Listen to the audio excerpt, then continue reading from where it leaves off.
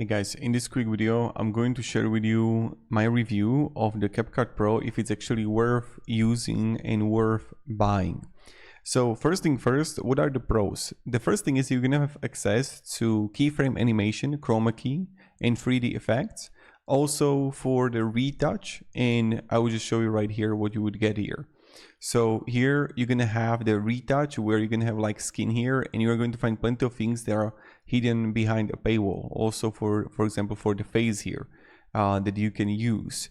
So this is like another thing. Audio editing capabilities, including noise removal and enhanced sound effects. So this is like another things you can have like enhanced voice here. I'll just show you right now the free account so you can actually see what you're going to actually get. And separate audio. Then another thing what is really great, you have the option to have the remove fill words, pauses and things like that, so that's great.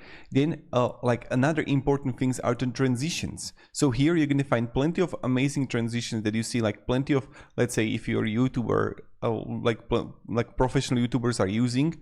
So these are the things that are going to be again in Pro. So if you are using CapCut and if you want to use it on daily basis, the Pro version is definitely worth it. So the whole tool, it never failed me. It's super smooth. I absolutely love the editing style, that it's not lagging comparing to like in the past. I don't know if you remember Sony Vegas, but goddamn, this is insane, right? So filters, effects, stickers and text styles, again, all of these things you are going to have. Then also no watermark. So that's another great thing. Export quality. So that's another great thing. Cloud storage, ad-free experience. And then like what are the cons is the first thing, for example, the cost here. So when you want to join, you're gonna find here that it costs like 12 euro. And that's like first thing that you have to be aware of. Then also limited professional features. So comparing to Adobe Premiere Pro, Final Cut Pro, CapCut Pro is going to be good, but I wouldn't really say it's on that kind of a level, to be honest.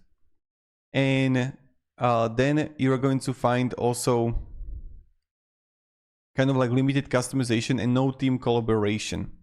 So that's like pretty much it. And the only con also what I found out here is the heavy reliance on the pre-made templates and assets might limit creative freedom for advanced users who want more customization. So this is something that you have to be also aware of. So I just want to make this like a really quick and effective video for you, what you're going to actually get, if it's actually worth it or no. So thank you very much for watching and have a great day and goodbye.